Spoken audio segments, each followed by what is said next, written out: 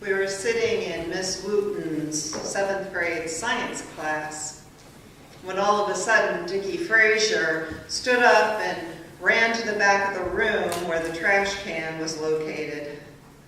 Dickie didn't make it. And he looked horrified while the rest of us sat shocked.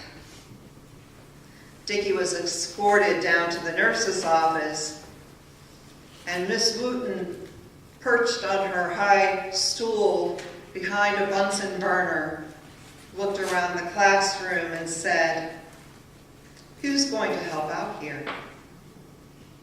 Who are Dickie's real friends?" There was a long, silent pause. And finally, Patty Bancroft stood up and got some paper towels and started cleaning up the mess. I thought it was the bravest, most loving thing I had ever seen. And I felt bad later that I hadn't gotten up with Patty.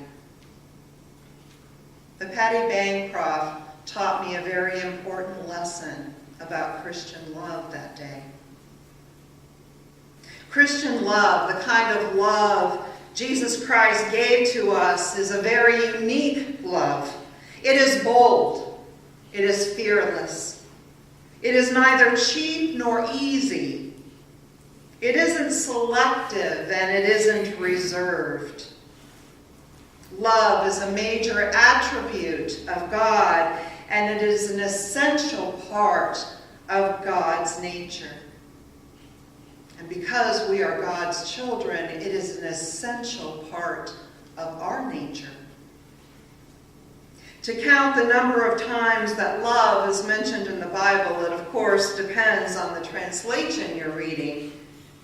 In the Bible that we use in worship, it occurs in the Hebrew Scriptures 317 times, and in the New Testament 221 times. And while our culture confuses the word love with all kinds of things, the Bible doesn't. We remember in our chronological readings of the Old Testament that God first taught about love when forming the nation of Israel, teaching the people how they were to live. They were to love God and to love their neighbor. And at that time, a neighbor was anyone in the Israelite community. God was trying to form them into a people like no other, and the way they treated each other was paramount in showing the world that they were unique and they were set apart. There were all kinds of statutes developed about treating one another with love, generosity, and kindness. But when God came to live among us through Jesus Christ, one of the things that Jesus did was stretch and transform the previous laws, even as he fulfilled them perfectly. It was no longer enough for the children of God to just love one another. They must also love universally. In fact, we must love those we do not like. We must love those who seem strange to us. Simply loving those who love us is easy. Even the hypocrites do that. Jesus demonstrated the quality of love, care, kindness, generosity we are to show others by crossing old racial barriers and breaking through walls of social barriers that continue to hold us in today. He embraced those who were rejected by society's elite and by society's most observant. He touched those that were believed to be untouchable. He loved those who were believed to be unlovable. He taught us that we were all sinners, and he refused to look down on people or condemn them. He taught us that in loving God, we should not go about with long faces or be showy when we do the right thing. I think one of the underused words in our time is that a sign of genuine Christian love is graciousness. Even as we're willing to accept God's graciousness toward us, we are to be gracious toward others. Here are some ways we might put flesh on these ideas.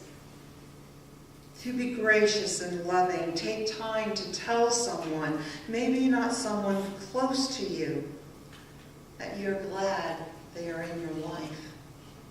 Take time to tell someone, maybe not someone you live with, but someone outside your home, that you appreciate them. When someone says they're sorry, don't let that just go by. But tell them that we accept their apology.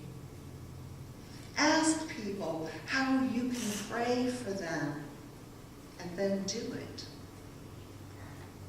During this time of year when everyone is in such a rush and we're often a little crabby, be gracious. In crowded stores, on the road, in parking lots, at work, at club meetings, at school. Be gracious. The law of Christian love means that we're different. We have a different attitude. We have different behaviors. We speak differently. We think differently than the world around us. But that difference is not withheld for just those in our community. The real difference people see in us is the way we interact with others. The law of love means that we refrain from growing along with the crowd when the crowd is wrong. With the unrest and the uncertainty in our country, with disasters, natural and human-made, with painful confessions and the challenge to forgive, there is no better time to remind ourselves that to be known as a loving person is the greatest honor we carry for our God, who has shown us, each one of us, the breadth, the depth, and the most powerful word of all.